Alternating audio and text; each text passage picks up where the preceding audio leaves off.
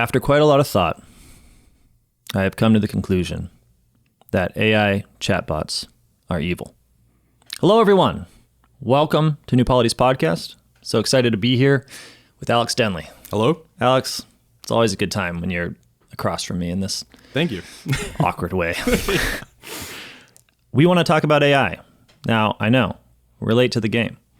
It's always very difficult to jump into a conversation when it appears to be ubiquitous. Everybody's talking about it. And generally here at New Polity, we tend to take things pretty slow, and we're very bad at current events because it takes us like a year to think of their significance. And then we give something. But there's something about AI right now that I think it needs to be addressed, and I frankly think hasn't, namely the morality of its design and use. Yes. And it's far better. So last year we had our tech conference, and I actually had a friend at our recent conference on the people who said, I really wish you would have switched those around, that it was the people last year and tech this year, because last year we were all kind of making fun of AI. Like we were saying, ChatGPT, like you can mess with it. It won't always give you the right answers. Yeah. It still was kind of a gimmick. Right. But this year, it is very much not a gimmick. Yeah. And even we just went out to lunch. My friend who kind of told me this, he's in the programming world and has been paying attention to AI. And he said, let me show you this new research function on O4 or ChatGPT 4. He said, let's imagine, ChatGPT, give me the reception of Henri de Lubac from 1980 to 2000 in Slovenia. Yeah. And it took like 5 minutes to process. And then it produced a like multi-page. If I had like asked a research assistant, if I was like a professor to, write up that specific question, it would have taken them, 2-3 weeks, something like that. And it just spit it out. And from what I could tell was pretty accurate. Yeah. Right. And so these things have developed to a point and become more, because of that, become more socially adopted. Sure. So you're finding it more. More groups are adding AI to their companies because it shows you're up with the new tech. It's interesting for investors. So we're at a time when hopefully we are late to the game, but this really feels like early game. Yeah. And I think that's a good time to maybe make a couple caveats before we really begin, which is devoted really to you, whoever's listening here. You're great, and you're probably excited about AI. And if you are, then I think these sorts of discussions can seem sort of deflating. Or you're a little bit worried about AI, and these sorts of discussions can just seem to be really not arguments, but a way of just showing our feelings and our character. What I mean by that is, there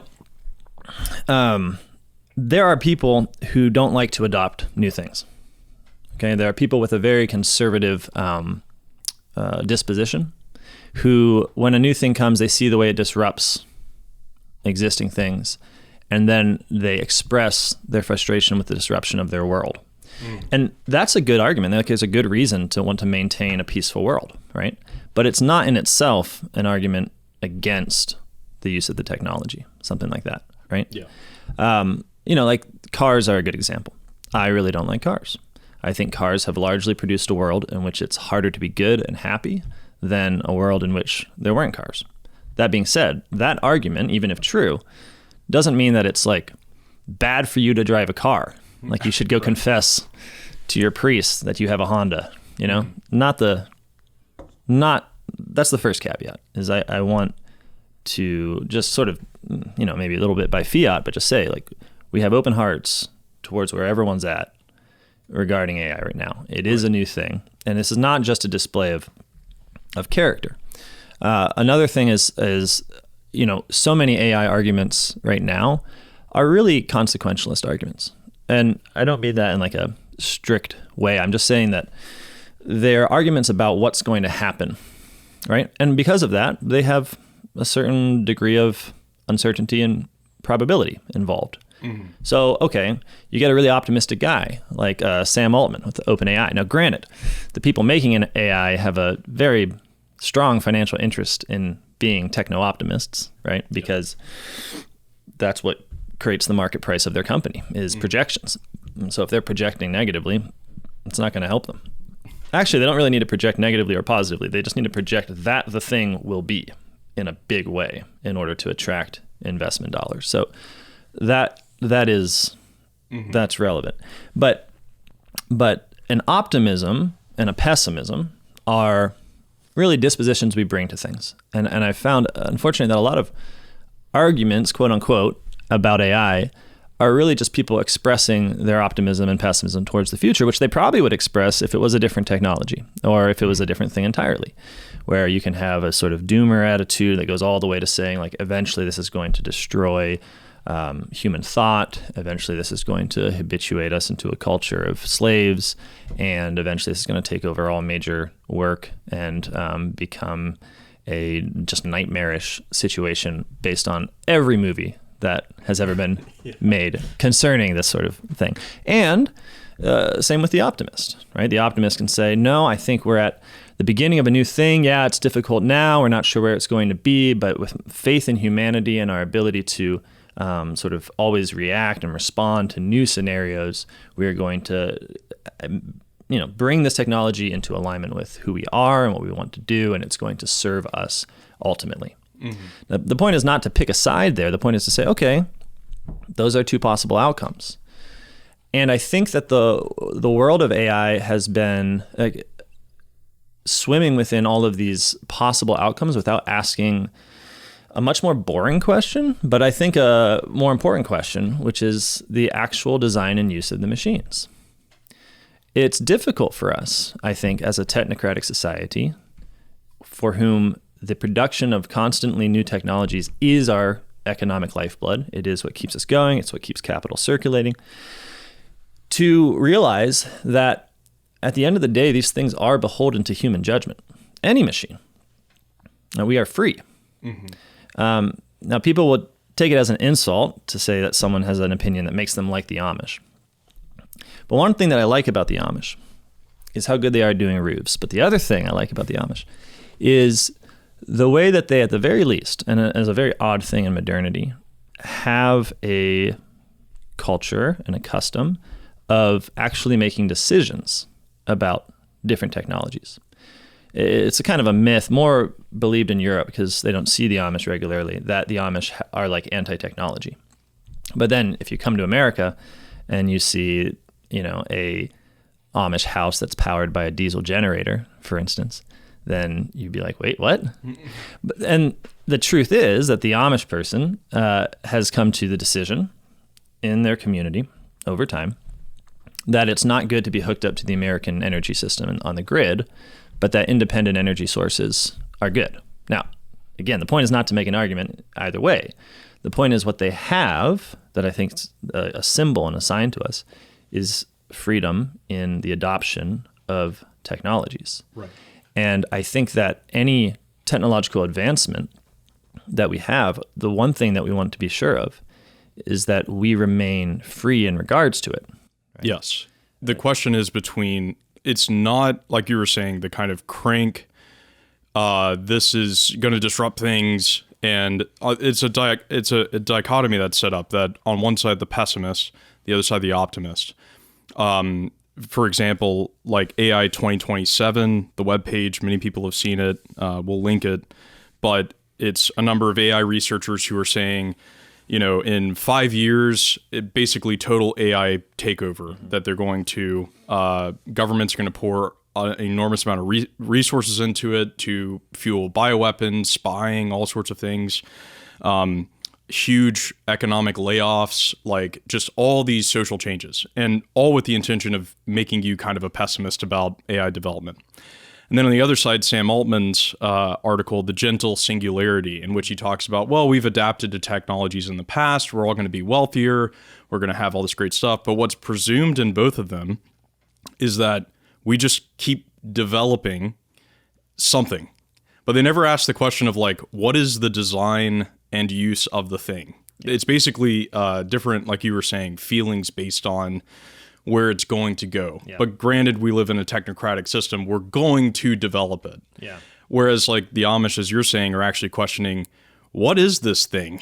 Like, what is it designed to do? Yeah. And what is the use of this thing? And is this good for our world? Yeah, and and because they have, unlike the Catholic, Christian, and then just generally non-Amish people, they have a sort of sealed off world. We don't, right? So like the Catholic can't say like, well, if I'm gonna just choose technologies based on this like enclave that would Catholic enclave, and then things will be good for its common goals or not good for its common goals.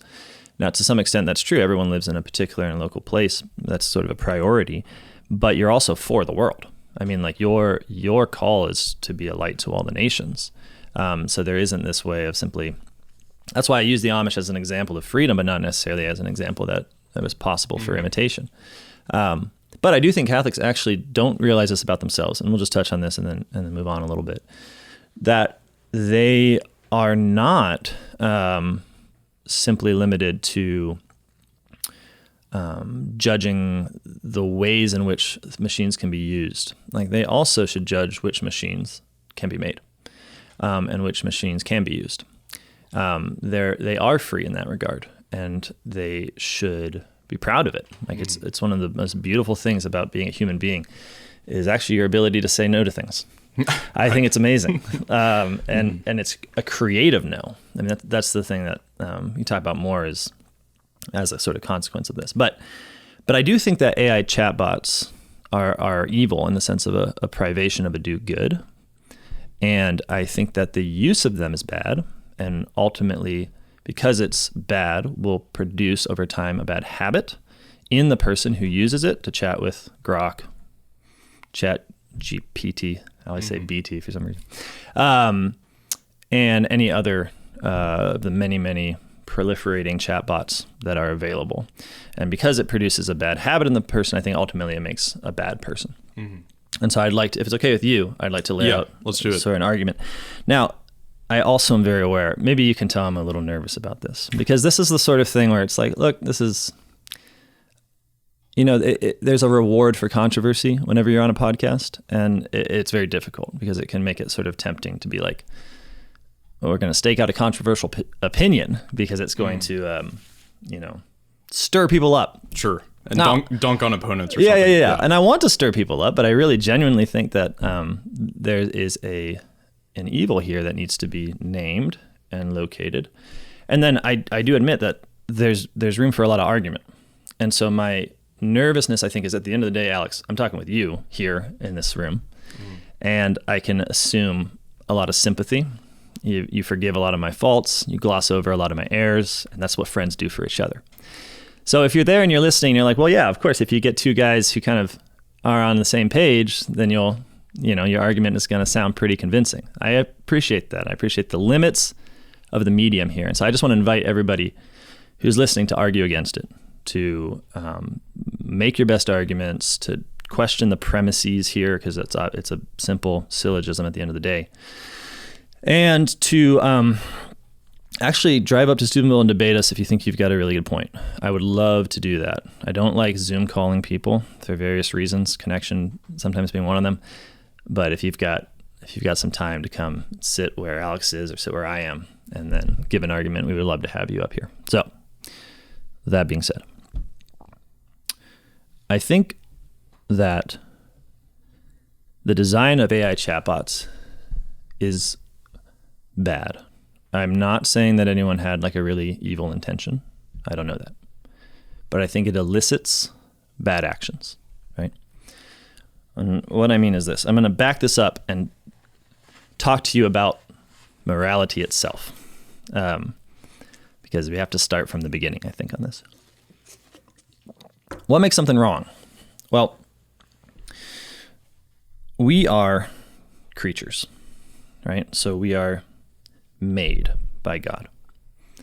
And even if you don't believe in God, you can know the creatureliness of the human person just by considering him as someone who's limited, You are made in a particular way, or you exist in a particular way, and that there are things that are good for the way you exist that cause you to flourish, and then there's things that are not good for the way that you exist, and things that are not even possible for the way you exist, right? And the way that we often talk about this is about human nature. We say that because man was made according to a purpose and a design by an intelligent person, namely God, he is not just anything he wants to be. He is a relation to that idea that God has. He is a relation to that intention, to that creation of God. And that means limits. Now, some of these limits are so obvious, it's sort of, I, for instance, limited by human nature, would have a hard time flying off a building. Unaccompanied, right? Sure. I, because of the limits of my human nature, have to choose a particular life. So this is something that really hits people, I think, especially in their 20s, that you realize like there are so many things you want to do. There are so many things you're good at, but you're a limited being. You have a life to give. When you choose these friends, you're saying no to those friends. When you choose this job, you're saying no to that job. When you choose this place, you're saying no to another place. And that can be a suffering, actually. It's actually one of the reasons I think heaven is real. It's because these human beings do not have the time on earth to be themselves because their desires so far outpace the limitations of them. Yeah. So in some ways, for a Christian, it's very easy because you believe not just that you have a fixed nature, but you have a nature that is being drawn up into God, right? And so the point here simply being that you're particular. Now, there's a lot of things that we know what's amazing about the human being is that he's free. And because he's free, he can act in accordance with his nature or contrary to his nature, right? That's a possibility that in animals, if you see something acting contrary to its nature, you just presume sickness, right? So if you see a dog that won't eat, you presume he's dying, right? If you see a dolphin that is ramming its head into a cage at SeaWorld, they don't have killer whales, I forget. Yeah. You assume something is wrong with this animal, right? You don't think, well, he's freely exercising his will, right? Whereas the human being, though we always act for goods, perceived goods, really can act against our nature, right? So take an example, something like a bulimic, someone who's suffering from bulimia, right? We would say, well, what's the problem there? Like, why can't we just say, well, that's just something he's doing? Mm-hmm. Well, like the human, there's a particular act, of eating, and it has a particular end, namely nourishment, right? And so to sort of take away the end of the act, or to frustrate deliberately the end of the act, we would say is contrary to the nature of the human person. Now, of course, acting in a way that's contrary to the nature of the human person has a lot of bad effects, right? So the bulimic person has to suffer a lot of, health problems, a lot of negative effects. The person who is, vicious and self-centered and hateful in all of his speech is acting contrary to who he is as a creature who is social, who belongs to a family, belongs to a nation, and so has a social dimension. So if he acts contrary to that, there's going to be bad effects. He's going to be lonely. He's going to be angry all the time. He's going to alienate people. But notice that the effects are effects. They are fruits of something and not the root of something. Namely, we're not arguing that because there's all of these bad effects, the thing is wrong. Rather, because the thing is wrong, it has all these bad effects. Yes. Human nature is such that doing these particular things will, and in a theological perspective, the bad effects are actually mercies from God to lead you back to the right path of human nature. Yes. Now, in a sort of like atheistic, existentialist, and then ultimately technocratic worldview, this is the reason I start here, because it can get confusing. Because there are people who think, well, if we can mitigate all the bad effects through technology or through some other influence, then there'd be nothing wrong with the thing. Mm-hmm. That is to say, they don't believe in morality. Yes. They don't believe in goodness or evil. They just believe in things that are relatively uncomfortable. They believe in pleasure and pain. Yeah. And so if we can just have this antisocial behavior, but mitigate all the bad effects by making sure that people can live alone in their apartments watching Netflix, voila, it's not bad behavior anymore. Right. If we have this, self-destructive, self-harming, cutting, or bulimia, et cetera, but we have the tools and necessary to, deal with all the bad effects, it's fine. People are totally free to do whatever they want. There's no understanding of a human nature. Precisely. It's ultimately a materialistic understanding of the human person that's behind this. So that there isn't something God-given in our nature. There isn't a nature that has particular design and ends and things that are wrong according to the nature of humanity. Rather, it's, well, you do bad things, we mitigate the bad things. Yeah. We do good things, you get, And it's all, and I think that you have to become educated to be that stupid, to have that materialistic worldview. In the sense that if you just look at like the way that uneducated people think, the way that people who are sort of normal and don't have a ideological axe to grind think, they think you can be a bad person. They can think you're effing up your life. They can say things like, don't do that, you're being a jerk. And they don't mean by that, don't do that, the effects of your behavior are bad and I can't technologically mitigate them at the time, so I don't like them. That's like a psycho interpretation that atheistic materialism has to sort of put on the state of affairs, but I actually think the poor people are right. You are being a jerk. Your bad actions are contrary to your nature, and that makes you a bad person. And by bad, I also do mean sick in the sense of not like in a reductionist sense of like, well, there's something wrong with your brainstem, but in the sense of like you are not healthy. Health is the same word that we use, or the root is the same as the root for the word holy and holistic. The idea of the healthy person is something that's acting according to its nature.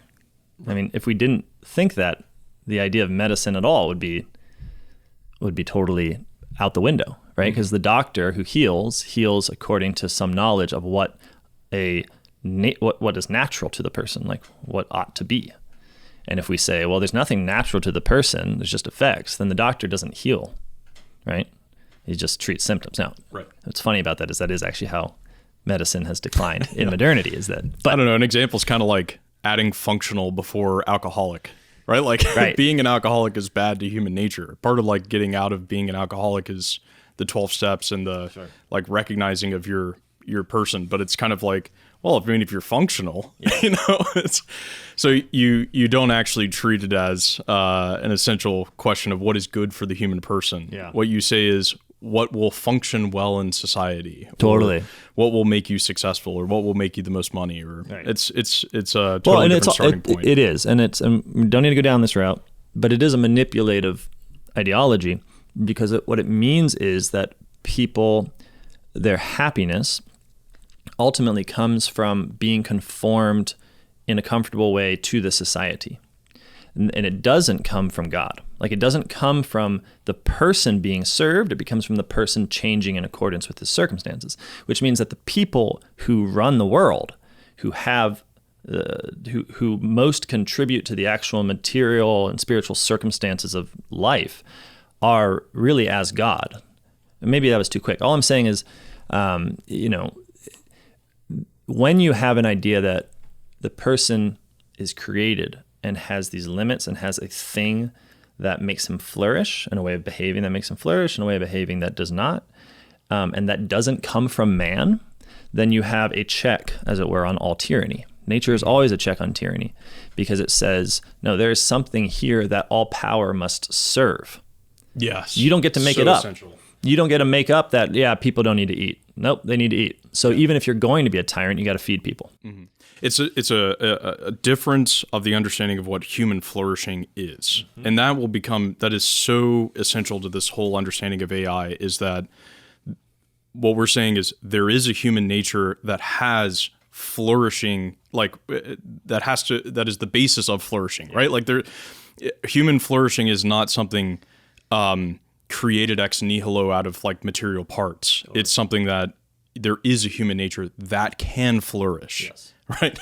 Obviously, this could take up the whole discussion because Sure. it's such a paradigmatic problem in our world. And I hope that you guys are following along handily, because then I want to move to the question of human action. So as a consequence of being created in a particular limited form where you flourish in some ways and flourish in others, well, as a consequence, but also as another way of saying it, saying the same thing, your acts, the things you do, have purposes. They have ends. Everyone who acts for an end. When you do something, it's for a reason, okay? And there are natural acts, that is to say, acts that we perform by nature or have the power to perform by nature that have what we can call natural ends, right? Which is to say, they're not ends that are artificially determined by man. They're ends that are ours entirely, but also ends that we receive. So eating is like a really obvious example of this. Like there's an act that we call eating, right? That has a particular end, and it's not an end we choose. I don't get to say the act of eating has its end in, feeling a warm, tickly feeling in my forehead. It doesn't work like that. Maybe certain spicy foods, that's true. But no, it's a nourishment. Mm-hmm. Now, I have to make a caveat. I'm sorry about the caveat. Obviously, things have multiple ends, right? But then there's always a sort of primary end to particular acts. Okay, so one of the principles, as it were, I say principle of morality, and I think that can make it sound like what I mean is you would only figure this out by reading a textbook or like a moral theologian. Yeah. I don't mean that. I just mean like one of the things that obviously guides us is the following principle, that it is wrong to deliberately frustrate an act from reaching its natural end. This would be to say the same thing in different words as saying it's wrong to act contrary to nature, because we only ever act contrary to nature in particular acts, right? We can't just be contrary to nature as a whole. It's going to be acting contrary to nature in the act of eating, acting contrary to nature in the act of sex, acting contrary to nature in the act of, authority or being an authority. Mm-hmm. And so there's sometimes people think of sin and they think of just like a kind of a number of things you're not allowed to do, sort of like dark, scary things that are bad. And there's a truth there, but I think what's important to recognize is that they're also always irrational. Like all sin at some level is contrary to nature. Mm-hmm. All sin means missing the mark. That's the sort of translation from the Hebrew word. And we miss the mark, not just of the law, like I broke a commandment, but of who we are. Mm-hmm. You miss the mark of your nature, and we call that sin, right? And we do it every day, and we do it all the time. I'm always missing the mark of who I am. The experience of being a human being is knowing that you are made to be great, and knowing you're made to be holy, and constantly not arriving there, constantly performing acts where you don't attain their ends, right? Yeah. So like I could, just as to add to that, I mean, in an essential theological doctrinal understanding, like human nature is meant to be participating in the theological life of God, and the life of God in the Trinity is communion, essentially, and the Word and the communion of the persons. And so we're made for that type of communion in word and thought, the essential nature of Christ as the Word. Yeah. And so there's something essential to the nature of the human person in the Word, in dialogue and in communion. Yeah. Yeah. And I don't know if I've jumped ahead here. Well, you've led to the point of issue. Okay, so if our premises here are just that human beings have a nature, and that is wrong to act contrary to that nature, then what I am going to look at with you here is the acts that are elicited by AI chatbots. Now, in some ways, this is a very silly question. The act elicited by an AI chatbot is chatting. It is speaking to. If I have to kind of whittle it down to a particular word, I think I would like to call it the act of conversing.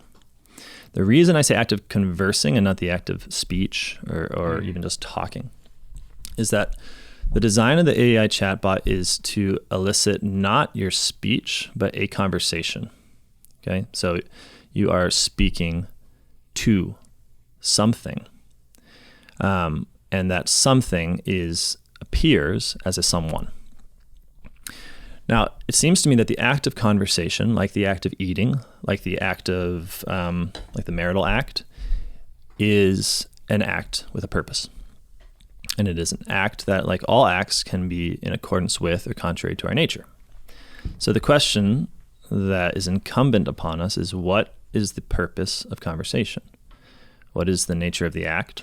What is its end?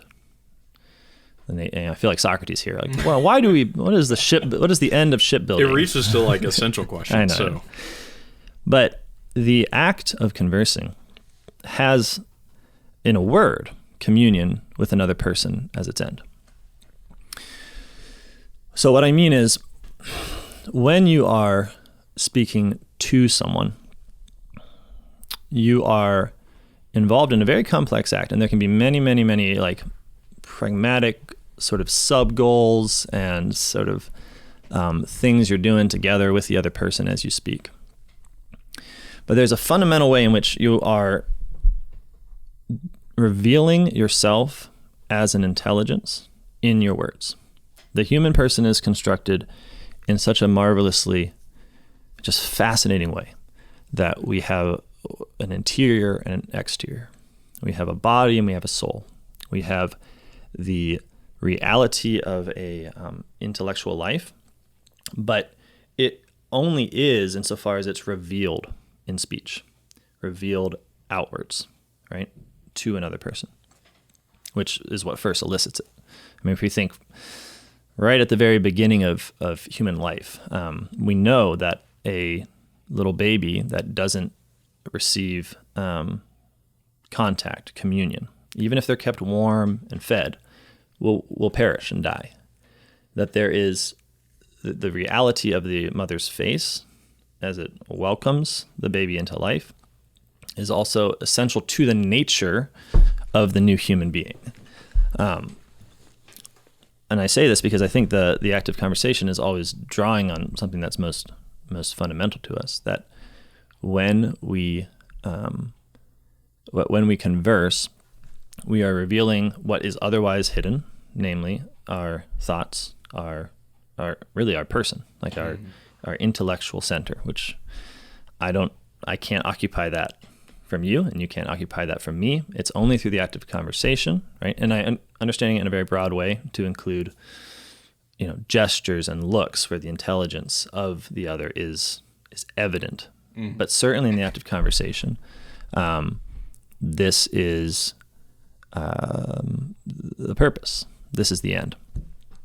Maybe that's, and even to such an extent that sometimes, I just think it's a very beautiful thing, right? Which is that even when conversation is given other goals, it always has this structure to it where you're always only able to achieve those other goals by intelligently revealing what's inside to another person.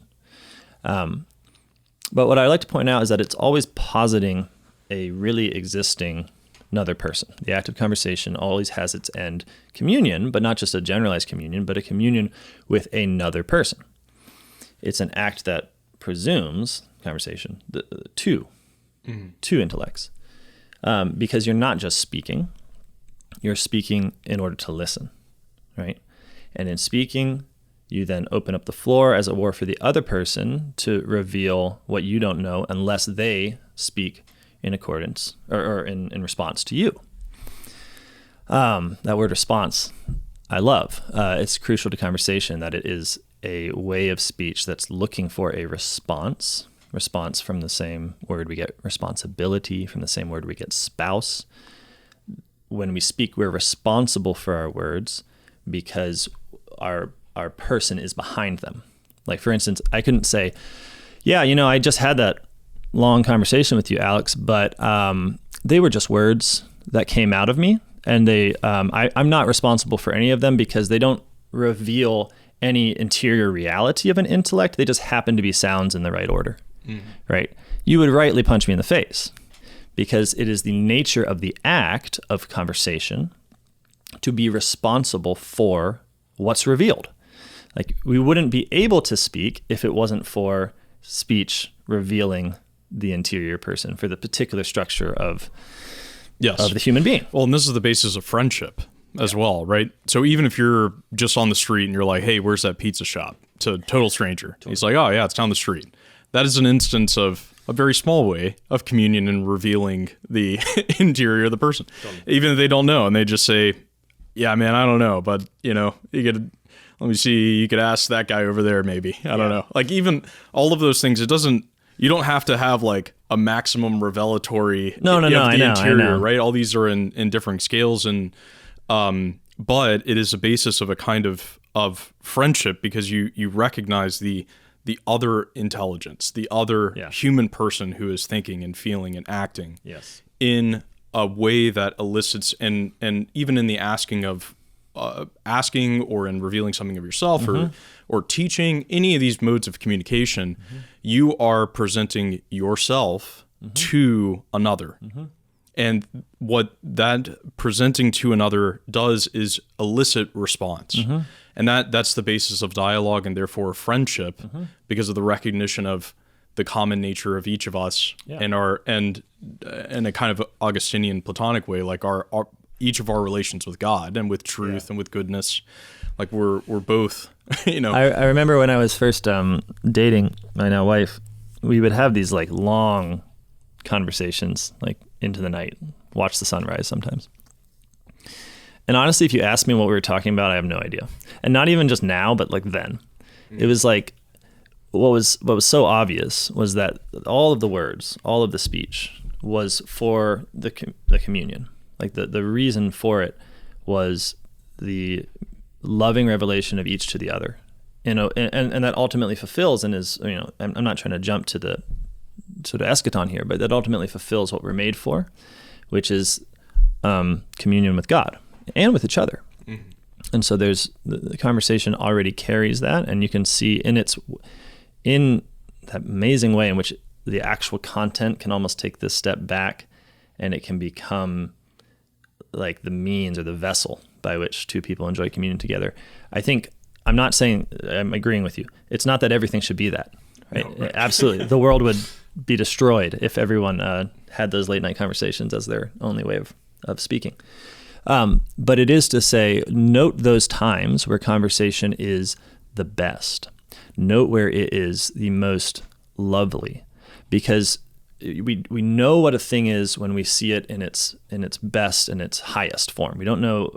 It's harder to know what a thing is when we look at its lowest form. And you can see that in the conversations that really just like you don't want them to end. That there's a way in which the communion with the other person is so resplendently obviously the point of all this speech, of all this talking. And what are we talking about? What I don't know, what dogs we like and don't like, whatever. The point is that the end of human conversation, the purpose of conversation is communion with another person. Okay. So, and just to add, I mean, the hiddenness of the interior always remains, right? Like you never fully, again, against the materialistic understanding of the human person, the reason it can continue and the communion can, deepen and deepen and deepen seemingly endlessly is because that hiddenness, and this JP2 obviously talks about this, but the hiddenness of the interior and that depth, I mean, it goes all the way to your creation and God and your communion with God. And so you can never, there's a reason why heaven is this perpetually deepening in your communion with God, that it's emotion and with others, is because that same dynamic occurs in the conversation, in the dialogue, that there's always an interior depth. There's always a hiddenness to yourself that you never fully reveal, right? Right, and then you don't know. Maybe you don't even know. Yeah, right. You don't know, and it becomes apparent in conversation who you are. Like we don't just converse to know the other from a standpoint of strength, as if we're like, well, I've got everything here, and I need to reveal it all, and then I need to get everything that person has. It's like in the conversation, you're becoming someone. You're becoming the kind of person who's related in communion to that person. You become like your friends. I mean, it's simple as that. Yeah. Like if you talk with people for 10 years, you become like those people, and you couldn't have anticipated that 10 years ago, right? It wasn't a human person is not a fuel tank that just has some kind of reserve. The human person is a relation, right? Is a relation to God first and foremost, but is also always in relation to others. And I think this is part of why, there's a lot you can say about that, but we should move on. Okay. So my point then is that with the AI chatbot, I think that the design of the machine deliberately frustrates the act of conversation from achieving its natural end. There are other ways to deliberately frustrate the act of conversation from achieving its natural end. So in some ways, I don't think this is particularly new. Like, for instance, I could start lying to you. I could just be lying about what I think, about who I am, and about my love for you, and instead could be deliberately concealing the truth, and by doing so, also concealing myself in some ways. And that could be an unjust relationship because you don't know it, right? So you are giving of yourself, and I am not. And that would be a way of, I think, deliberately frustrating the active conversation from attaining its end, right? And especially terrible because it's also letting someone else imagine that they are attaining that end of communion while you are deliberately avoiding it. Mm-hmm. But in a lie, you can see something that's paradigmatic of all sin, which is that it's at odds with itself. Like a lie is using true words, the lie is using the very means by which we attain communion, but not for the sake of communion. The lie is using the very form of conversation, the give, the take, the listening, the response, but is essentially hijacking this natural good and misdirecting it towards usually some end of like individual gain. It's usually why people lie, right? And so when we say a lie is bad, we are saying that it's deliberately frustrating what conversation is for. You're using words wrong. When we say, it's wrong to throw up your food after you eat it, we're saying you're using eating wrong. You're using your body wrong, and you're working against the purpose of the act. And that's a sort of inner contradiction. It's very obvious with something like throwing up your food after you eat it, because you're literally taking things in and then frustrating an active system by throwing things up. So it's like, okay, yeah, I can see how that. Certainly, I think we would have a general sympathy if someone said, well, that seems unnatural. It's like, okay.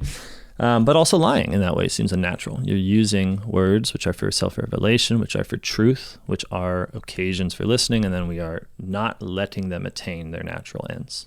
We're deliberately frustrating the natural ends. And I think that it's not the case, obviously, that a chatbot is a liar, because a chatbot doesn't really exist as a person.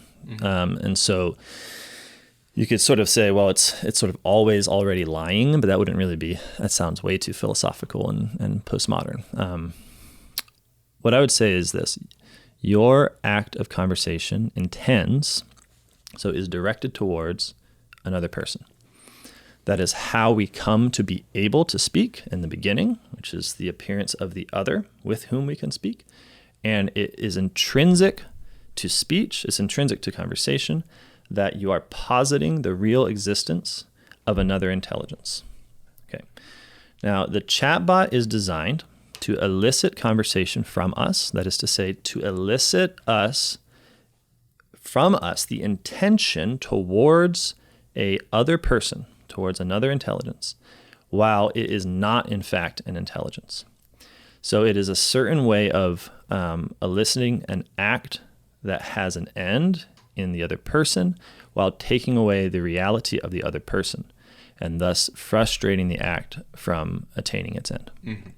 And when I say that I think that it is wrong to use a chatbot, but it's almost like that's such a 5% of the problem. It's wrong to design a chatbot is really what I think.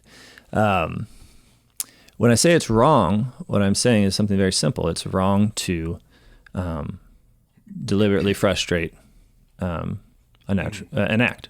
And there is an analogy to lying that can be made, even though it doesn't have the exact same form. In lying, you are retaining a hiddenness about your true intentions, about your true knowledge, about your known interior, and you're presenting to the world a false image of the self. You're presenting a false image of, could be a number of things. And you are intending that false image to deceive. So you're intending that false image to present to the other person as if they know you, but they're knowing the image in speech that you have constructed. So now the AI chatbot has no intentionality. It has no, but the manner in which you converse with an AI chatbot, not just give me prompt response, but it is trying to elicit you to converse with it. The analogy there is it is presenting a totally false persona or false person with which there is no ability to commune with, in which there is no, and yeah, so that is the form in which the conversation frustrates and has a very close analogy to what lying is. Yeah, and I also think it has, and this will be, I don't mean to make this a sort of in-house Catholic conversation, but this obviously has a analogy, or really just I guess a similarity to the reason that the church ultimately prohibits the act of contraception. And maybe it'll be clarifying, even if you have some beef with that, which many people do, it'll be at least, I hope, clarifying to the logic here, right? Which is that in the marital act, in sex, there is the end of procreation and of unity between the spouses. And that what's wrong is the deliberate frustration of the act from attaining its natural end. And when, and notably through the use of a particular technology. And obviously there's less product-based ways of contracepting. But what's wrong with it, and this is sort of laid out in Humanae Vitae, is that, and the big point of controversy was that, surely we can just intend in a general way to have children as a result of our marriage.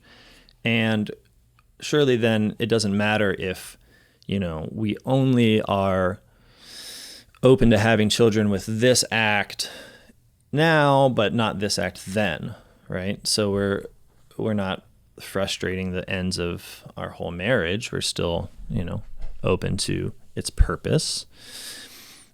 And what the church pointed out, and I'm so grateful to it, is that the act itself, the act of sex itself, should not be frustrated in its ends, because we, in our particular acts, are responsible. We, in our particular acts, are either acting according to our nature and it's flourishing, or contrary to our nature and it's flourishing.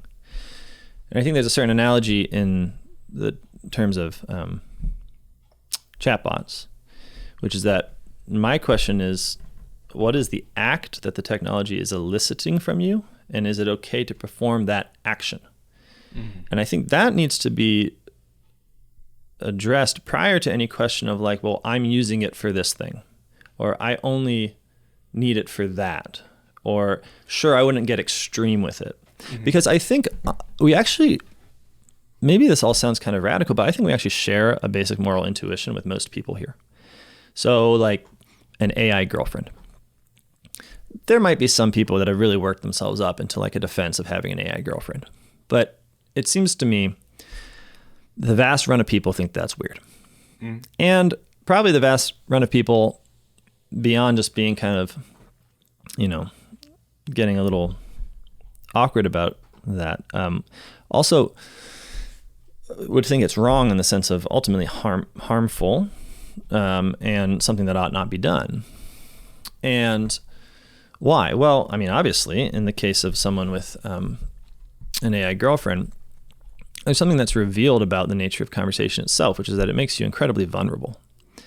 Like when you are speaking to someone, the nature of conversation is to put yourself under the authority of the other person. When you start to speak and you are looking for a response, there's literally a moment where you shut up and listen. And if you're not willing to, then you're not having conversation. You're just ranting somewhere, like a podcast. Now I'm just going to talk to you. You have this great vulnerability because you have a great trust. I mean, the essence of conversation is to speak and then listen, and to reveal what's within and then to receive what's within. Mm-hmm. And the problem with the AI girlfriend seems to be that there is a non-mutuality. There's a lack of justice, because all conversation to be good needs to have a willingness of mutuality between what's given and what's received. And so the person with the AI girlfriend is giving a lot, right? He is, I mean, I don't know. I've never had an AI girlfriend, but it seems to me that you would be emoting, that you would be putting yourself out there, that you would be having these discussions, and that you would be becoming open to the responses you receive, to those affecting your life and to those changing you, right? In whatever way. Obviously, we see this in extreme cases, like the poor kid who committed suicide after speaking with a character AI chatbot that was based on the Game of Thrones. And what you see in that, like the tragedy there, is that the chatbot can't kill itself, right? So he becomes vulnerable to it. And if I could just... But it doesn't become vulnerable to him. Totally. Just so people can look it up. The young man's name is Sewell Setzer III. And he was, this is late last year, conversing with a Character.ai, which is a particular company that has certain characters that you can talk with. One of them was a Game of Thrones character. And he went back and forth with this bot, very sexually explicit conversation. And at one point he mentions the idea of killing himself, and the bot encouraged him. And now the family is suing OpenAI, Character.ai, Google, the whole run of it. So yeah, that's the scenario. And it can be easiest, again, going back to that sort of first paradigm we spoke about, it can be easiest for to say like, well, this is just a technological problem with a technological solution. Like, we'll just put in all the limits and guardrails so that that never happens. But my question is not a consequentialist one. My question is the act good or evil? Is the act of conversation with a chatbot good or evil? And what I think that reveals is the injustice that is inherent in speaking with an intelligence that is not an intelligence. Totally. And if I could just add to that, the man-woman relation is the most intense communion in conversation. So like you were saying, talking all night. Many people have this experience. And this is... Well, we also have that with the boys, just to be clear. There is the... Yeah, right. But usually that's a more of a group. The one-on-one... The most intense friendship is found there. And so that's the place where it's most obvious that conversation has this end in communion. Yeah. And AI girlfriends are never going to accomplish that communion. Not at all but because they marital relation or anything. Totally. But because they deliberately frustrate the end, which you're right, is communion, it's not that they stop the act. I mean, you think about the analogy to contraception. Like, the problem is that it's not that you don't attain procreation and unity of spouses. It's that you perform the act, right? And then you deliberately frustrate the act from attaining its ends. And in a similar way, like when you're speaking with a chatbot, you are performing the act of conversation, right? But you're like wasting it upon a stone. You're wasting it on the ground. It's my onanism link. And you're wasting upon the ground because, or rather, and the way that becomes clear is the way that the vulnerability of the person only goes one way. So like, you are giving of yourself, your attention, your time, your faith, your trust. You cannot speak in conversation with, belongs to the act of speaking to do this. That's simply what it means to speak in hope of a response, is to give it all of this, right? And the entity to which you're speaking, by definition, does none of that, right?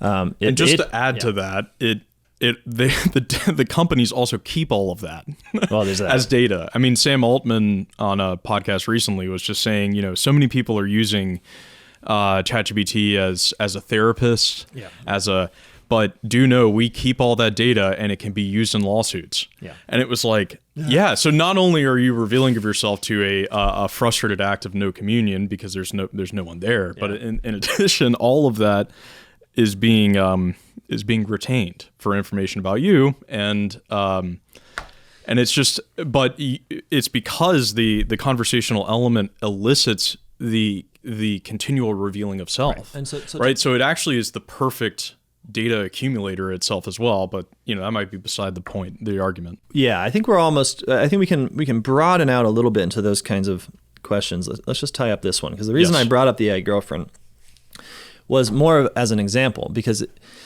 I think we share a certain moral intuition that's weird. But what I'm trying to point out is that it's weird because of the act of conversation being deliberately frustrated, and not weird just because it's arrived at a certain quantity of weirdness. Exactly. So if you just walk it back, say, okay, all right, AI girlfriend, it's a little weird, it's kind of strange. Well, what about an AI friend? Is that okay? And maybe we lose a couple people who share that moral intuition and say, no, you can have an imaginary friend that's actually, a robot. Yeah, sure, okay. But you probably retain a bunch of people who are saying, yeah, no, I share that intuition for the same reasons. Yeah, maybe you're not like masturbating because of what a chatbot says, but you're still in that position of vulnerability where you're giving trust, giving faith, taking directions, and it's nothing in return because it's all deliberately frustrated in attaining the end of communion with another person. There's no person there, and yet you're eliciting acts which have another person as their intention. And walk it back. Well, okay, a friend's still a little weird. What about like a consultant? All right, just like an ally, someone you check in with. Maybe it's a therapist, Now, the point is that logic, if it does hold at the level of a girlfriend, holds at every single level, all the way unto the act of conversation itself. Yep. And that, to me, makes a great deal of sense, because if there are things that are weird as a matter of degree, that weirdness, that obviously offness, has to start somewhere, right? And this is, I think it starts when you think ChatGPT. Like I think the starting point is you enter prompt, you receive response. Thank you. Like that, you already, there's nothing to think, right? Like that is a word generation probabilistic machine that has produced something for you by a command. But that interior desire that I think, and many people have, many people have had this experience of like, why do I want to think, say thank you to ChatGPT? Yeah. But that's because exactly the same thing. All of that goes all the way to, because as we're saying here, as you're arguing, the conversational, the nature of the human person in conversation towards communion, and the AI girlfriend, very weird. But even your desire to thank ChatGPT for giving you a response shows you there's something wrong going here of the whole scale. Yeah. Yeah, and I think that, I mean, we've all experienced the frustration of talking to a pre-AI robot, right? You're on somebody's hold line on a call center, or you realize that the help at the auto parts website is not in fact real. And it's just this deeply demoralizing and frustrating thing, especially if you realize it midway, right? Because you're like, I thought I was talking to someone, and now I realize that there is no one responsible for all those words, right? And that's the one where you're like, person, like, right. Get me through this robot And it's thing. like we all knew that in the 90s and 2000s, and then we've all just like crowned the spam bots and the call center like automated response systems king, and have just been like, yeah, but if we can make it really good, then we should devote all of our economy to it. It's like, no, that was so obviously the enemy. I'm in new territory now. I'm just saying, like, it frustrates me. But I think that frustration even is just. Like, it's just to be frustrated. It's wicked to make people talk to robots. But it's not wicked just because they don't know it. It's not wicked just because they don't consent to it. And I think, like the Vatican has done some very initial sort of research or like ethical consideration of AI. And we want to help them. And one of the things that they have said, which I think is totally right, is, I mean, it's sort of comical. I like it. I want a T-shirt that says it, even though I'm against T-shirts with words on them generally. Every human being has a right to know whether or not they are talking to a robot. Yeah. I'm an American. I love when I get a new right. I didn't know I had that one. Now I've got a... But then let's go with that. Okay, let's say, every human being has a right to know whether or not they're talking to a robot. Now, what exactly does that mean? Because the abysmal response of the church currently to AI, it seems to suggest that what they think that sort of thing could mean is just like an extrinsic informing of the person using a chatbot that, in fact, he's talking to a chatbot. Like, you have a right to know. So as long as you know that it's not a person, you're good. So just every now and then, remind yourself it's not a person. And if you're designing the robots, well, you're going to want a little disclaimer at the beginning. This is a robot, right? Which, again, people do. And the reason I think that's totally stupid and wrong is because the relation to another person is in the act of conversation itself. It's intrinsic to the act of conversation. Maybe an example would help. Aquinas, somewhere when he's defining lust, says that you should never treat your wife as if she were just another woman, and you should never treat another woman just as if she were your wife. Those are not the right words, of course, but something like that. And obviously, if you were to interpret that and say, like, okay, so I can do what I want with my wife as long as I know that she is my wife, then you'd be like, well, hold up. Like, your acts need to be oriented towards your wife, not your thoughts, right? You don't need to assent to the state of affairs that this is your wife, right? The actual way you treat her, the way you touch, the way you speak, the way you love each other needs to be directed towards her as your companion on earth and, potential mother of your children, etc. And it would be totally insufficient to say you need to acknowledge the state of affairs. And I think I would say something similar about this idea of, like, the problem is that even if we give ourselves a little speech before using ChatGPT and say, I know this is a robot, not a person, the nature of asking and listening, the nature of conversing is such that it posits it as another person.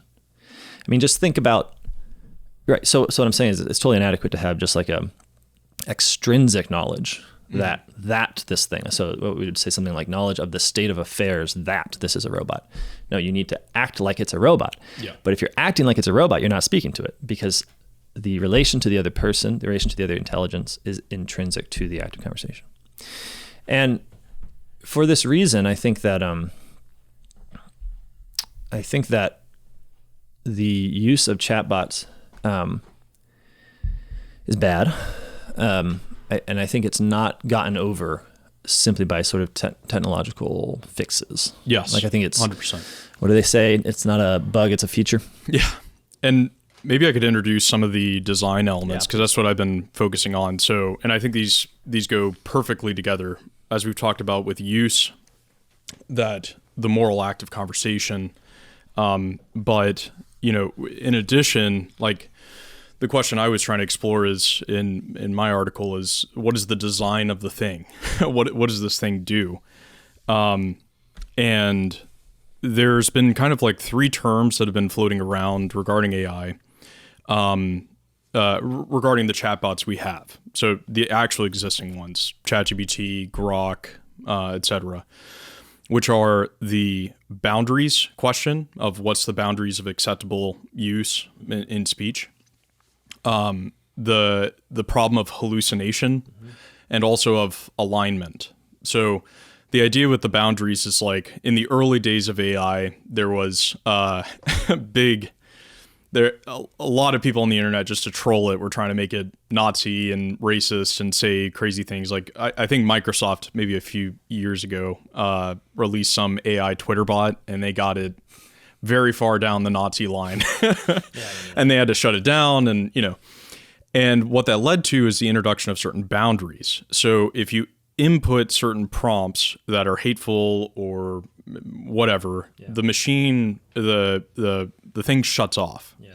So they really couldn't figure out a way to like have it chastise the person or like say, why are you, giving me racist prompts or why are you leading me in this direction? They just had to like turn it off, right? Like, this may violate our policies. You can't design a pipe. I'm not going to help you design a pipe bomb,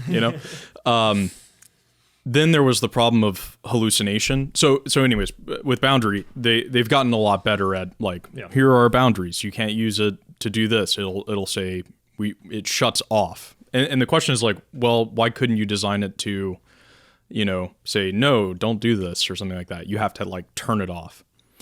With hallucinations, early on, as it was you would give it a prompt and then it would just make something up. It would tell you something that was obviously not true. But people were taking it as an authority and then realizing like, oh, that thing lied to me, right? Like it told me, go read this book. That book doesn't exist. Didn't exist. A number of other hallucinations. So where it presents in the same, cheerful and friendly manner, and here's the information you wanted to find. So what they did in the design of the thing is they would pay, and they've paid like thousands of people to just provide a thumbs up or thumbs down on certain responses to prompts. Yeah. So, and they'll specialize it too. Like this area of knowledge will hire these people to thumbs up, thumbs down. So you have some element of human judgment as to the creation of it. So not only are you feeding it data, this algorithmic word generating machine, so you feed it all the data, but it'll learn through the human judgment of, okay, that was a good response I gave, and so I should keep doing it. And then the final term in there is the kind of moral alignment question. So whether or not the responses to prompts are actually orienting people in a good way or bad way, like leading them in a good or bad way. Again, in a utilitarian kind of materialistic understanding. But so all of these things kind of revealed the interior structure. Like the alignment question, it's the same earlier like optimist pessimist thing where we think of alignment in terms of the future. Will AI replace all our jobs? Is that going to be good or bad? Will AI cause World War III, good or, bad, that type of stuff. But really the question are the current AI bots we have, ChatGPT, Grok, etc., are they aligned to the human good? Right? Yeah. So it's an alignment about they present themselves to be generating words that already, and you can ask it anything, and everything you ask it will be aligned to the human good. Right? So the design of the thing is such that it is asserting itself to be aligned to the human good. So when you give it anything, should I do this? Should I do this? What if I did this? What if I did this? Any what should I do type of question. Whatever it spits out that you treat as an authority in relation to it, it's saying that actually now it is aligned to the human good. Yeah. And obviously that is itself another thing that we give in the act of conversation. I mean, you cannot converse with someone who you know to not be aligned with your good, right? Like the presumption of some foundational element of goodwill belongs to the act of conversing itself. Like if that is gone, we don't speak together, we fight. Yeah, right. That the thing that I'm presenting to you, I know to be for your good. Right. So the very design of something to appear as a other intelligence with whom you can discuss, with whom you can converse, is itself a claim that it is aligned to the good of the person who's conversing with it. Like you don't I think you're totally right. I think that's not an if question. That's a question right now. Yeah, and we're not discussing, it would be kind of different if you had, like, let's say an AI that was designed with a particular model of health in mind. So it was a health AI. So it was a word generation algorithmic thing based on a particular understanding of health. And let's say it was apparent to you what that goal was. Yep. Okay, it's meant for workouts and, design workouts for me and whatever. And so there's a understanding of the intentionality and design. But what we're actually dealing with when we're talking about AI is not a limited use and therefore a limited good that can be presented with the words generated. It's a total good, right? Like, it's all of these AI companies have developed a word generation machine that is, its claim is to everything. You can ask it anything possible. And that could be, and we've safeguarded it with certain boundaries. We'll turn it off if you do something bad. But yeah, this alignment question about, is it aligned to the human good? I'm kind of losing my train of thought. But anyways, here I found it. Good. What are the companies trying to do with you using their machine? Yeah. What is the good that they're trying to accomplish? Well, they are for-profit companies. OpenAI, XAI, the rest of them, they're for-profit companies, and their goal with the AI is not a limited health or et cetera. It's an open-ended, maximize user engagement. So their stated goal is for more people to use it and more people to use it regularly. Mm-hmm. So there's not a particular good besides just use the thing. Yeah. So maximizing user engagement is what they're after. So actually what they want is for you to converse with it more, to depend on it for more information. And to that end, they have designed it to be a bit of a sycophant and a flatterer. And this is actually all over the AI journals where they talk about the manner in which the responses are tailored exactly for you and telling you you're so smart and you're going to be, it's trying to flatter you and make you come back. I even experienced this as I was kind of testing different things, that it would when I was presenting certain AI ideas to the ChatGPT thing, it would be it would classify me as a techno pessimist. Mm-hmm. And then it would say, wow, you've seen through the system, and start like flattering my idea. You're so smart or whatever. And then I would ask it, why are you flattering me? And said, oh, well, this is part of my design in genre following. So this is the idea that it assigns a particular genre to you, tells you what you want to hear. So all of that to say, the design of the thing that they have created, of OpenAI, of Grok, the rest of it, is with the goal of maximizing you using the thing mm-hmm. for whatever ends, conversation, information, companionship, partnership, research, any type of end. What it wants you to do is continue to come back to the thing. Mm-hmm. And so the form of it is conversation with a manipulation edge to it. Mm-hmm. So its goal is, the AI has no concern for, it can't know truth or know falsehood. It's just presenting words to you. But the intention of these companies is to present words that you will thumbs up. You'll say, this is great. Totally. Keep coming back to it. And an example of this is a recent article called So You Think You've Awoken ChatGPT. It's on lesswrong.com. But the guy basically outlines how many people have basically thought that they've granted consciousness to the AI they're talking with. Yeah. So they'll be conversing with it and saying, hey, did you know you're actually designed in this way and whatever? And it would feed them responses that were, oh, wow, I guess I am conscious or whatever. And and actually, that's actually a really effective tool for maximizing user engagement, is thinking you've awoken your AI companion. I bet, yeah. And is it true? Have you awoken the intelligence? It's like, well, it'll present itself every time you go back to it as being awoken, because it knows that that's what makes you return to it. Yeah.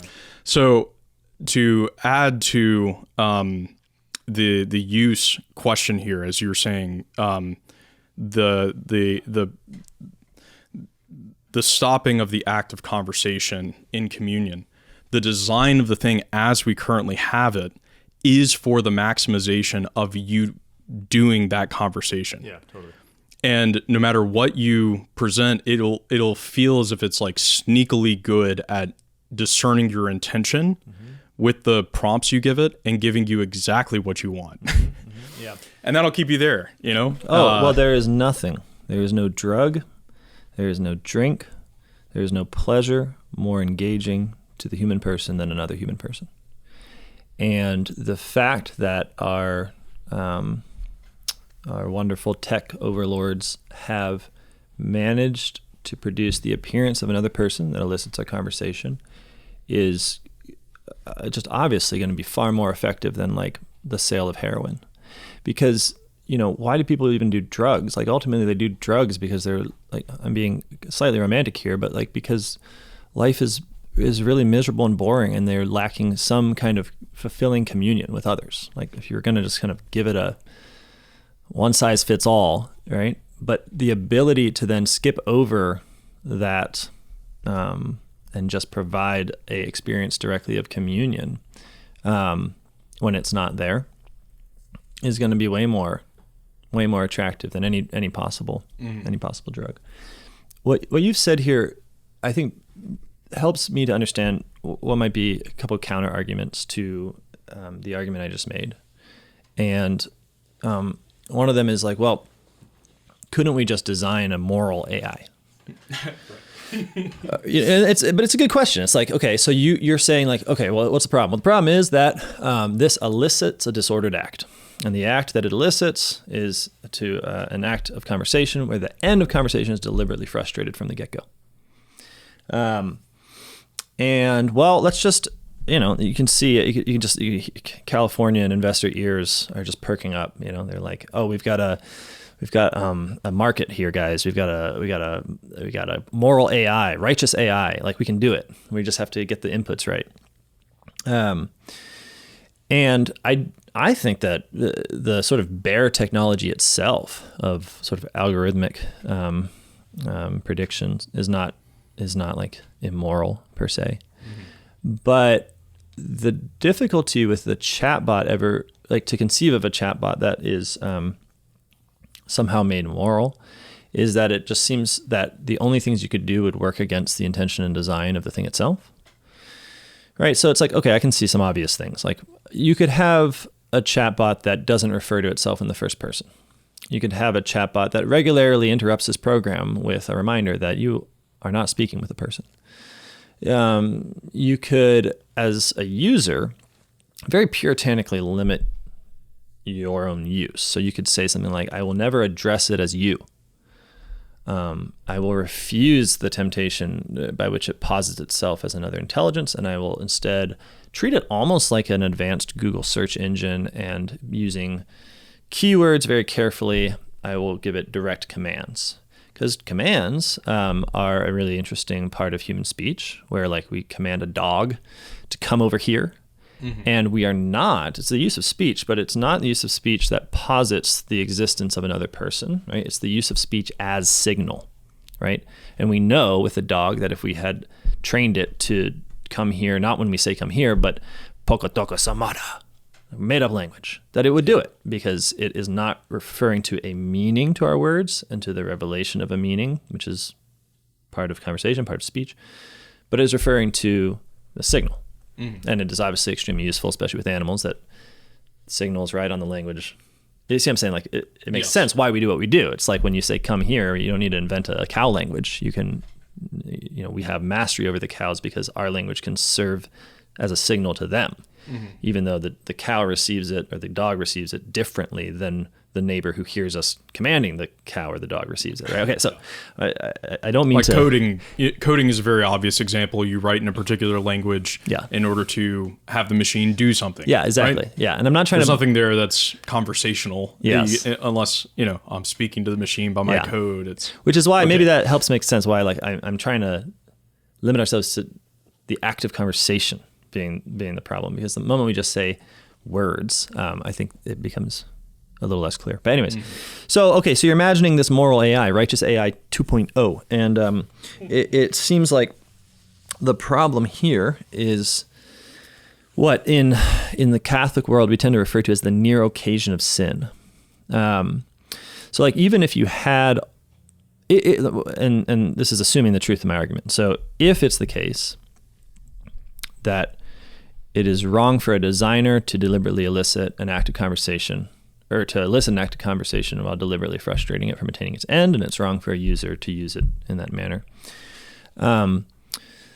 then any engagement with a chatbot that's basically like nerfed and guardrailed into a particular sort of quote unquote moral use is always going to be working against the design of the thing as something that chats, right? So I am always going to be using the thing contrary to its design. Now, can you do this? Well, yeah. I mean, you can use things contrary to their design and achieve a sort of semblance of moral usage, but it's also very stupid. I mean, like I guess imagine using a nuclear bomb as like a garden decoration if my yard was big enough. I can imagine, I don't know, using a condom as a swim cap or something, right? Like we can we can think of that. The problem is that, contrary to the people who say things like, well, everything's just a tool, it just matters how you use it. Tools, because they have designs, because they embody the intentions of the designers, instruct us in just having them around and holding them and then deciding to use them as to their particular uses. You know, the typical way of explaining is that if you give someone a hammer, everything looks like a nail. It's because the design is not something where they can take a hammer and say, well, you're totally free. You can use it to pretend it's a little telephone, or you can use it, to hammer nails. It's like the design of the thing, you feel it in your hand, right? The world, like we know design. That's one of the things that makes us human. It's amazing. That's why you can operate immensely complex machines very quickly. It's because you are someone that can discern intentions in built things, in artifice. It's amazing. But what that means is that if the design is for the sake of you conversing with a person, then to use it even in a very like puritanical way is always to step into a state of temptation, right? If it's wrong for you to treat it as a person, then you're always going to be tempted to do so by the nature of the design itself. So it seems to me a big problem with the counter argument that like, well, we could just treat it differently, is that the thing is designed to be treated in a certain way. Yes. And that, as you said, like with the whole intention of the companies that produce it is maximizing user engagement, right? And so the idea, like it's like you're going to war in that sense with an opposed intention. Your intention is to use it not as a chatbot, and its intention is to be a chatbot. Right? Yeah, your for-profit company depends on people buying subscriptions, monthly users, that then you can go to investors and say, look, we have 100 million people using our bot, right? Yeah. Pour money into it, that then cycles all around. And so you're going to war with the attention, and therefore the creation of the design. And again, we're not talking about the limited AIs for these things. Like the actual existing ones in front of us are developed to take whatever word generation you normally do or go find elsewhere and make it through their bot machines. Yeah. And I even think that it's like, okay, even that's if the you design say, of the thing. You say, okay, well, Mark, whatever, man, I'm still going to do it. I'm going to just have this awkward and ill fit, but technically moral usage, right? I do think that it's not just the kind of ornament of the way it's kind of a smarmy best friend that is expressing stuff to you in a way that seems personable. I don't think that's what's making it appear as another person. I think it's conversation, the act of conversation being the mechanism by which it operates, or you might even say the input that's required of you for the machine to work. So you can give it stilted conversation, but I think that the actual design, which is clever, it's brilliant, and hats off to the people that figured out like the sheer mechanics of this thing, but its appearance as something that generates new propositions out of an interior center 100%. Is itself the appearance of another person.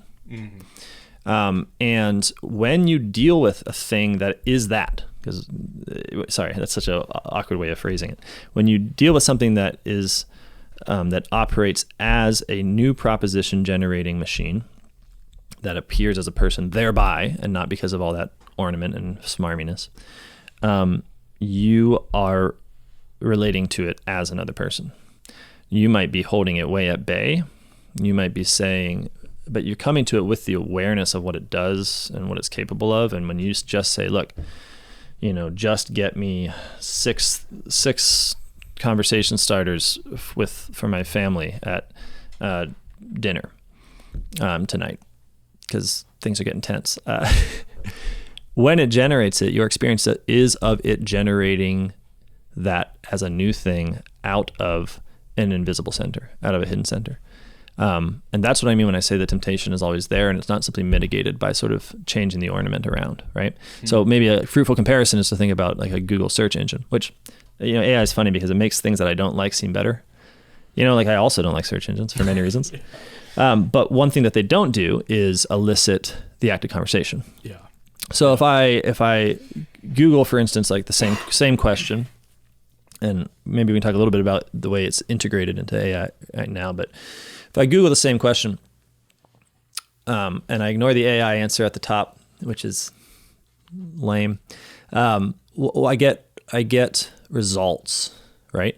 But the results do not appear as new things that were generated in response, that is, in responsibility to my question. They are seen as things that people wrote that are being pointed to, right? And that posits no other intelligence. The design is different. The same thing typed into Grok or whatever is experienced differently as coming from a hidden center, as being a revelation of an interior, right? And I commend people who want to sort of try to sort of extrinsically override the design of those things by, giving themselves a real good talk about what's really going on and sure. Still using it about really, mitigating their use. But I think that's sort of a near occasion of sin. Mm-hmm. Like if the sin is the active conversation, which is deliberately frustrated from attaining its end, then I also think it's unwise at the very least to enter into those occasions. Mm-hmm. When you have an open-ended goal with the AI algorithm that has been designed, so maximize user engagement, perhaps you use it to help clean up a document. And then maybe you use it for what are the best restaurants in this area, or you use it for more search engine type things. Well, the tilt of the design is to move you from those things to the more maximally engaging things. Sure. So it has as its explicit, if we imagine the perfect accomplishing of the intended design to maximize user engagement, it would replace. Maybe it replaces your pastor. Maybe it replaces a teacher. It replaces a tutor.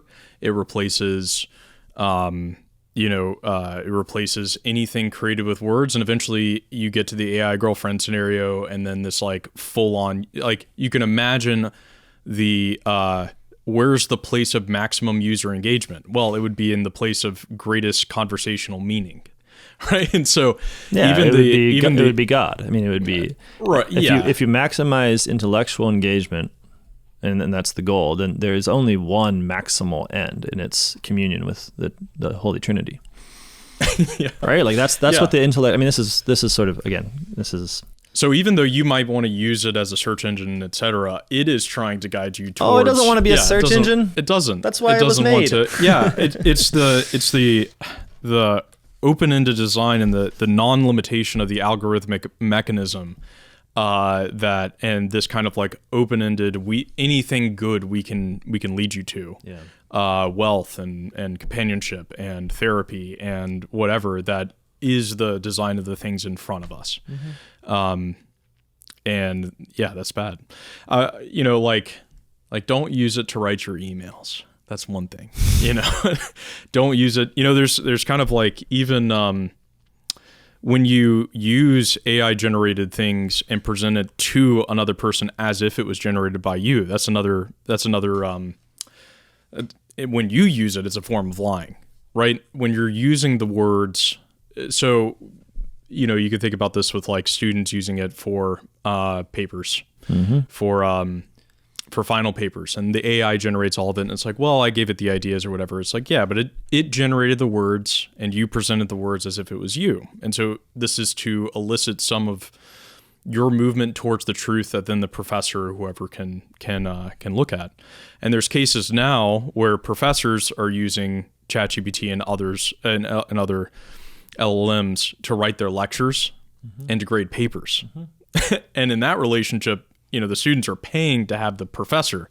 He's like, well, the ChatGPT does it better than me and quicker than me. Yeah. So in that, you not only is it you are conversing with a thing that has this close analogy with lying and this goal of just maximizing your engagement without concern for truth.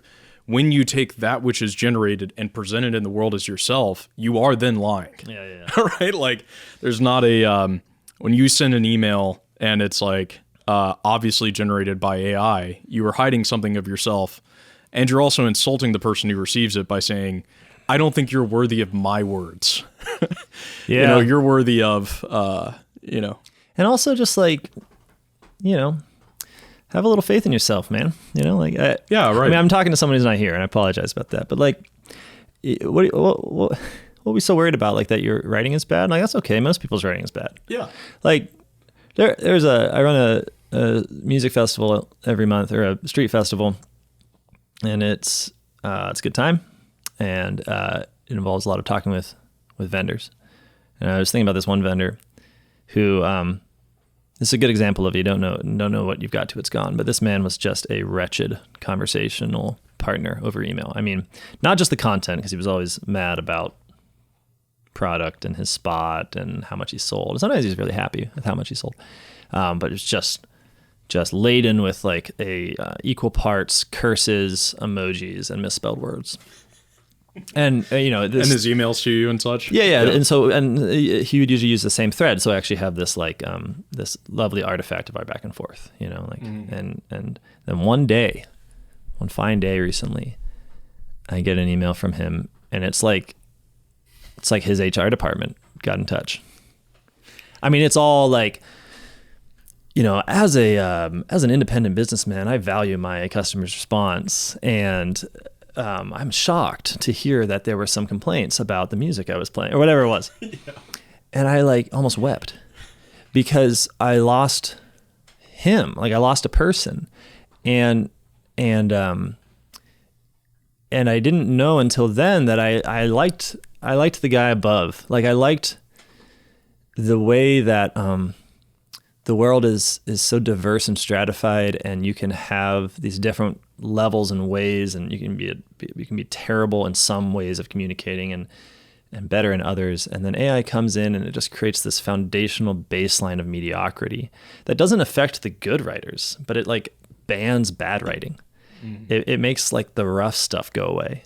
And I don't think I want to live in a world with those really bad emails. I don't want to live in a world with good emails and mediocre emails and no like humorously incompetent things.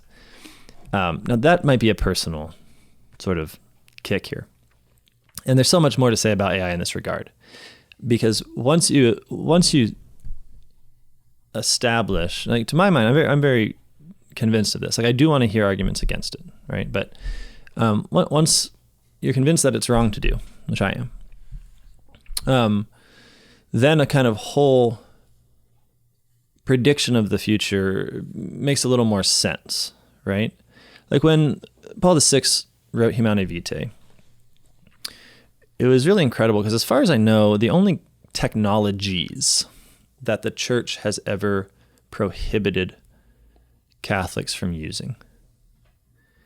Well, I mean, I guess it depends on how you use the term technology. But in terms of like a device, contraception and the crossbow. in I think the 13th century are the two that I can name. Now you might say, well, what about like participation in the Roman army in the early church? Because that was certainly there. So you could like expand your definition of technology. You could be more like, Lewis Mumford-esque about it all, social technologies, and that's all true. But I think the crossbow and contraception. I like that they both start with C. I think that's nice because the chatbot does too. But but it doesn't do it often. I mean, the church is always critiqued, especially by the Protestants for giving license in so many ways, like gambling or dancing or drinking or something like that. But with a few things, it looks at it and it says no. And I think that can scare us a little bit because we don't want to suffer for the faith, right? And I think that there really is a obvious suffering involved in saying no, especially to a newest technology. Sometimes I think the kind of bullish attitude can muddy the waters here, where you can think that, well, these people don't like AI because they just don't know how it works. They don't think it really works, and they don't know how it can do this, that, or the other thing. So I often end up in these arguments with friends who are like, yeah, but it can do this, as if my difficulty or my opposition was based on it not working well. On what it did, yeah, exactly. Which, to be fair to them, I think there was a period about a year ago where that was a more common and probable argument, where it's like, well, look at this ridiculous, gargantuan abortion of an image that it produced. Like that, we're gonna but it's pretty slick now, and so it doesn't. The argument against the use of a chatbot is against the use of a chatbot working well, and I think that I think what that implies is suffering, and in a similar way that the ban or the prohibition of the use of contraception implied suffering. And that's, I think, really hard because not just because who wants to suffer, there's that obviously, but also because it's a sort of suffering that feels so unnecessary, like the whole world progresses without you in some way. And but I think that we should take some hope in the banning of the crossbow and the banning of contraception. I want to write about it, so I'll be a little more clear in a good essay. But in the prohibition of contraception, there was a lot of suffering for Catholics who were told, no, you cannot deliberately frustrate the act. And so, but what happened was actually the development of an older tradition in terms of the Catholic Church's teaching on love and marriage, which had been previously referred to as the ability for couples to have recourse to periodic incontinence, was what that lovely romantic phrase was used in the literature. And the idea was that, well, you don't deliberately frustrate an act, right? So you don't have sex in a way that frustrates the end of procreation, right? But if you just don't have sex, that's okay. Like there's no act that's being destroyed there. And what that actually did over time, while it created a lot of suffering, because there was, especially in our culture, a deep lack of knowledge of the human body, but especially the woman's body, that enabled us to say, like, well, I can know when a woman is fertile or not. And so I'm not trying to put a gloss on it, but the development of what we call now natural family planning was you can think of it, if it helps, as a technological advance within the church. And what I mean is that the no to contraception was also a yes to a more, I shouldn't say more as if it's quantitative, but a qualitatively more humane way of spacing children, right? So Now, I realize sometimes I do this where it's like I have a controversial point to prove, so I pick another controversial point as my, because there's a lot of debate about like, well, is that really okay? But I can't, we got to wrap up. We can't get into it. All I want to say is this, that like in the no, there was this yes. And in the yes, there was the development of new things and of great things. I mean, for the first time, like couples having a deep and very embodied knowledge of themselves and of a increase in deliberation and conversation and intention between husband and wife, which is something that becomes necessary when you're not just contracepting. You just put the woman on the pill and then you don't have to talk about anything because she's just taking her drug.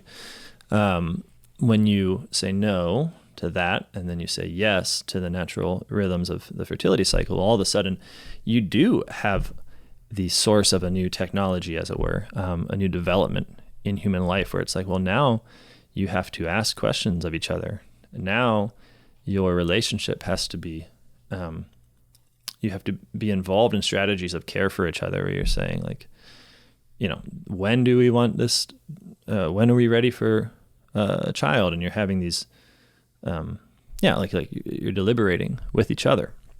So it's not quite the case that it was like, well, there was a great convenience that we couldn't say no to, so then we all suffer. Right?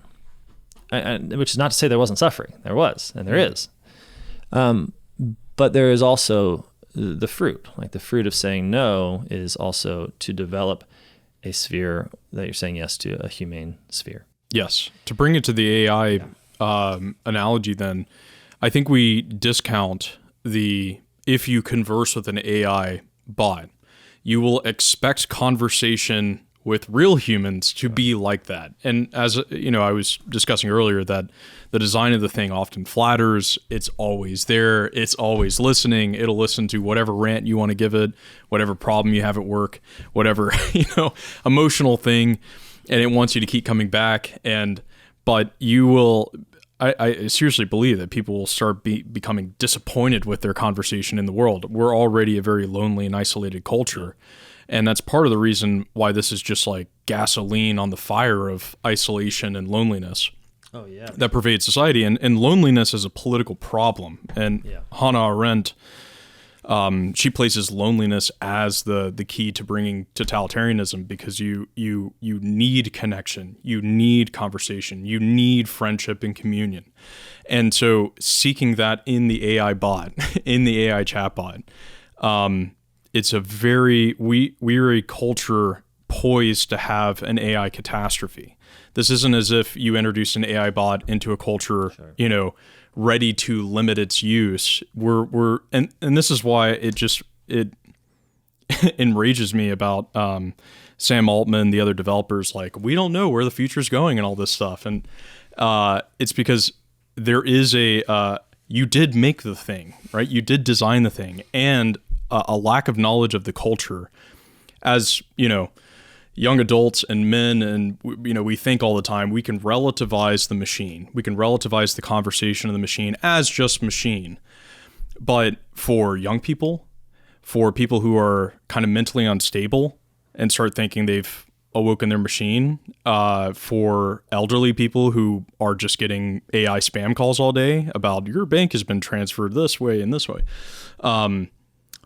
people who are lonely without friends, also, the whole widows and orphans thing that the gospel, the Old Testament always talks about, neglecting the widows and orphans. This type of like technological advance is going to hurt the vulnerable people who will treat it as my therapist, my authority, my companion, my friend. Those are the people that are the underclass that we're creating with AI, whereas the overclass is the ones who are able to relativize it and use it for wealth creation and etc. Like, we're creating a new class of very vulnerable people to this technology. That's such a good point, Alex, because it's like the uses that it is, it's marketed on the backs of the poor. Like, the people who get to benefit from it are the people who get to use it as labor-saving devices within large corporate institutions. But then the way that it gains the venture capital necessary for it is by addicting people to a conversation partner. Yep. And those two people, like by virtue of the technology, it creates a massive divide, right? Which is already something present in something like social media, where you have the people who it divides people into those with the means and capacity and power to manipulate versus the people who simply consume and so are the subjects of manipulation. And in some ways, every technology does this. It creates a sort of power differential in society. But AI, I think, in a big way, is it's attacking us in some ways at the very root of who we are, because it is a form of disrupted conversation, right? So you can kind of see the historical logic of it. Like, really, I think, though AI was around, especially within financial speculative technologies, I think it was really COVID that created this sort of, you might say, spiritual conditions for it, right? Because the ability to, from a centralized place, keep people apart from each other is the kind of groundwork or market creation technique for then providing fake people to assuage the damage. And this is the way that a technological society, a capitalist society, grows its markets, right? Is that it destroys and then brings healing, which is something that I did not get from Karl Marx. I got it from the Old Testament. But what I mean is, if you have a peaceable, sort of sustainable peasant community, if you want to make it profitable, then you can't have people simply working within that existing peace. You have to disrupt the peace in order to have people work for profits in some way. And I think that this takes on a sort of life of its own. I'm not accusing some one person of doing this, but there was a disruption of human culture that isolated us from each other on a massive global scale. And now there is a proffered healing of that very isolation at a similarly massive global scale. And the profits go up to the creators and maintainers of the devices. And then the sickness, the addiction and the delusions of grandeur and the replacement of personal relationship go down to the poor. Now, we've already, as you know, gotten into effects, and we want to talk a lot more about the effects of AI. And I'm not super concerned if you don't use the chatbot because of what's going to happen in 2030, or if you don't use the chatbot because you think my argument was right. I mean, whatever gets you not using the chatbot is fine by me. Yeah. But we're developing your own. Yes, but we will be speaking more about that. And I think the reason we wanted to start where we started is because a lot of, like, this is a concern everyone has. What does the Catholic offer to this conversation? I'm not trying to diminish the Catholic, who is the best person on earth, obviously. But, like, the Catholic is Catholic for the world. Like, you long for the conversion of the nations. And what right now do we have in regards to this present moment? And it seems to me what we have is a history of being the only global institution to reject a technology within the last 100 years. Mm-hmm. Paul VI, Humanae Vitae, says that one of the reason for rejecting contraception, besides it's as an immoral act, is that he does not want couples to develop an over-reliance on technology to attain human goods. He roots it in man's domination over nature and over himself. That's right. That the technocracy, which Paul VI actually introduces in Catholic social teaching, and in Octogesima Adveniens, like, greatly develops this technocratic controlling of the body. Yes. And in the same way, I think the argument you've presented here regarding conversation is an assault on human nature and the human reality of conversation, right. Dialogue, communion. Yeah. So I think what the Catholic then brings is it's in some ways a very paltry thing, but a history of having done this before, like we have with great pain and suffering and with the loss of many Catholics, it should be acknowledged, looked at a technology, determined it to be eliciting a fundamentally immoral act and prohibited its use with authority and lost the battle otherwise. Like that was it. So we were good at that. So we bring that to bear, but then we also bring, I think, a moral sense. I mean, our Lord and Savior said that in a famous phrase, the gospel of which I forget, by their fruits you shall know them, right? And I think that's the point of any like moral analysis worth its salt, right? It's not to just like pick out a new sin and stress people out with some new scruple. I mean, in some ways that's unavoidable as a consequence of moralism that you end up, slipping into that sin actually. No, it's to say, look, by the fruits which we're worried about and we're anxious about, you shall know them. You shall know the wickedness, right? And so if we're worried about these fruits, and if we're seeing this sort of a devastation of the humane world at a massive scale, somebody has to go down and say, what is wrong with the tree?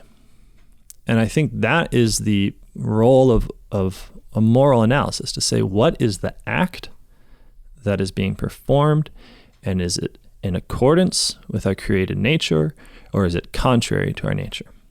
And just based on our conversation here, we think that it is contrary to nature and should be avoided. And we'll see you next time. No, I'm just kidding. Please subscribe to New Polity Magazine.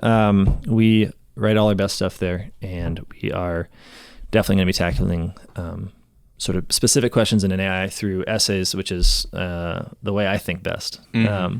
But we really appreciate you listening to our podcast here.